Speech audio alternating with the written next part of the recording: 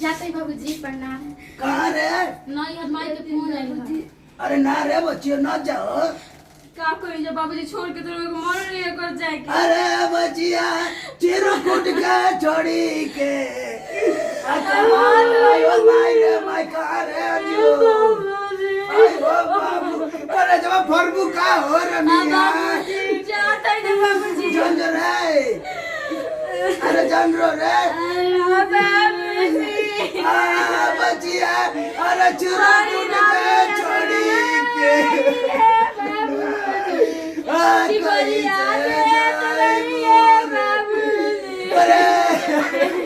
तारू सोना रे माई के तबीयत खराब है भाई बाबूजी आ तो में जाए के अरे जान रे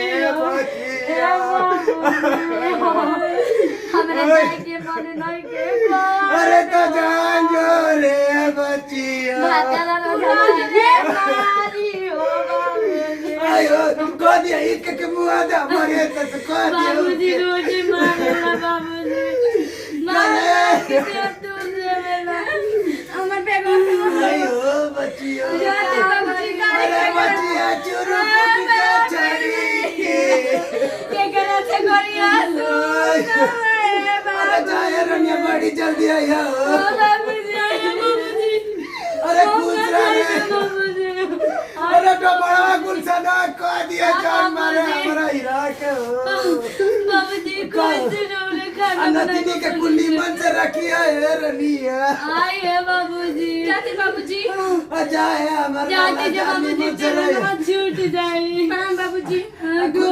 बाबूजी खाए पिए बढ़िया से रोन जा अरे चल चलो हटिया दे पानी चलो ठंडा पी पी के ठंडा रहो आको दिया गुलशन से हमारा रनिया के जन्म मारी रे बाबूजी भैया चुप रही रो पैसा जाएगा अरे जाए रनिया जा ये दुनिया कर रही था जाए के पर ही न बेटी बाबूजी